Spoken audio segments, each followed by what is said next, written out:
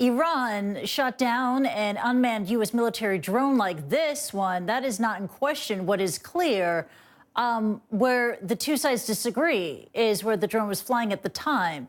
A U.S. official tells CNN that the aircraft was operating over the Strait of Hormuz in international airspace. Tehran counters that the drone was destroyed after it violated Iranian airspace. Now, it comes after the U.S. Navy said that a mine allegedly used to attack oil tankers last week bears a striking resemblance to others displayed at Iranian military parades. And Tehran denies it was involved in any attacks on tankers. Now, we will have a live report from Tehran in a moment. But first, Sam Kiley joins us from Khor Fakkan. It's a town on the Gulf of Oman in the UAE and close to where those tanker attacks took place. And Sam, first let's talk about what happened with this drone. Exactly what was shot down and where? Well, finally, there is an agreement between Iran and the United States. Firstly, that a drone was shot down, and secondly, over what kind of a drone. They now both agree that it was a global hawk, effectively an unmanned spy plane. Now, the dispute is whether it was shot down, as the Iranians say, over Iranian territory in Iranian airspace, which would have, in inverted commas, make it a legitimate target, or whether it was in international airspace, which makes it an act of aggression as far as the United States and indeed international law would have it. That dispute will be resolved when the location of that drone's position when it was shot down is identified. But that is the argument that's going on in terms of what has been happening in the skies above this region. On the water, though, there's no doubt at all about the location of two vessels that were hit a week ago by what the United States is insisting was Iranian-made mines. And they demonstrated some of the evidence behind this claim during a visit which I paid to them just yesterday. This is my report. An American naval craft fast approaches a Japanese ship allegedly attacked with an Iranian mine. Gunboat diplomacy. The US taking the media to see the damage done to the Kukuka Courageous. This hole just over my shoulder, the Americans say, was caused with an Iranian-built limpet mine. They can't say, however, with any total certainty that it was put there by the Iranians. Nonetheless, it blew through both the outer hull and the inner hull of this ship, penetrating the fuel tank area. Some experts have said that that is deliberate. It was a sign that whoever planted this mine knew what they were doing, that they wanted to send a signal but not cause a disaster. The signal is hands off Iran. The disaster would be all-out war. US naval experts strongly believe that the mine here and one removed by Iranian commandos from this same ship were Iranian. The US Navy recovered a magnet from one limpet mine and fragments of another, which has led them to this. What I can tell you is that the limpet mine that was used in the attack is distinguishable, and it is also strikingly bearing a resemblance to Iranian mines that have already been publicly displayed in Iranian military parades. Since the US withdrew from the deal intended to reduce sanctions against Iran in return for it suspending its nuclear program, and in fact imposed even heavier sanctions, tensions have steadily increased, especially at sea. The US sent a carrier group to the region to signal power and discourage Iranian retaliation. In May, though, 4 ships were mysteriously damaged in Emirati waters by explosions.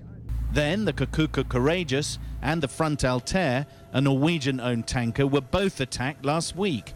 There have been more mysterious attacks on land, most recently in Basra, where a building housing foreign oil companies, including ExxonMobil, was hit by a rocket.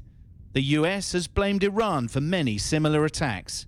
Iran denies all allegations of using violence to signal its anger over the US sanctions, but it backs many militias capable of launching such assaults. The commander of its Revolutionary Guard Corps has warned that Iran has missiles that could destroy an aircraft carrier. The US Secretary of State insisting that the US can't pursue diplomacy. We can't do that without making sure that we have the capability to respond if Iran makes a bad decision. if it makes a decision to go after an American or an American interest, or to continue to proliferate its nuclear weapons program. So far, Iran has done neither. But it does want US sanctions lifted. America is saying no, leaving the gunboats to circle amid spiraling tensions. Now, Christy, I think what we can probably deduce from all of this is certainly a degree of signalling of capability from the Iranians, but there's been no parallel response from the United States in terms of any signal that they're prepared to dial down on those very heavy sanctions being posed on the Iranian economy. Christy?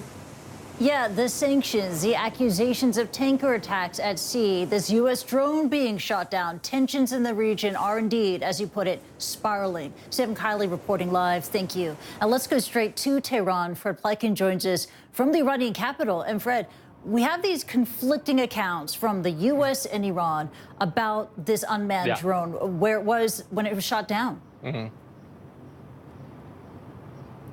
Yeah, you're absolutely right. There certainly are very conflicting reports. It was quite interesting to see because the Iranians came out, for their standards, really, really quickly after all of this happened. The Iranians are saying it happened in the early morning hours. Now, they say that this drone took off sometime actually shortly past midnight. Local time was then circling around the area. Now, the Iranians say that it turned off, or as they put it, masked some of their identification equipment on board, obviously not wanting to be seen, the Iranians say, by Iranian detection equipment. And then they say that it violated Iranian airspace sometime this morning and was shot down south of the Strait of Hormuz. Now, I think Sam was already talking about the U.S., of course, has a very different take on things.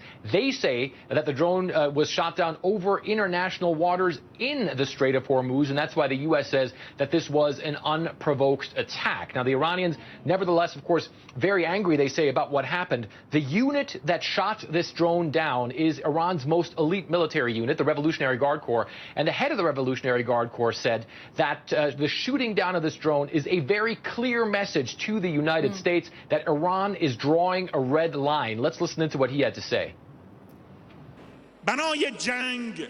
We have no intention to fight with any countries, but we are completely ready for war. What happened today was an obvious sign of this accurate message. So the Iranians saying that they would be ready if something happens, they would be ready for a war, but it's certainly not something that they want. That really, Christy, also echoes a lot of the things that we've heard from other Iranian officials as well. And also really quick, one thing that I wanted to add is that the Iranians have over the past couple of weeks showcased what they say are increased and more capable air defense systems that they've developed. In fact, just about, let's say a little over a week, maybe close to 2 weeks ago, they did showcase a new air defense system that they have developed. It's not clear whether or not this was involved in this, but it's certainly something that also sends a message to the U.S. and other countries as well, Christy. Absolutely. There's been a flexing of military muscle on both sides, Iranian and American. Fred Pleiken reporting live from Tehran. Thank you.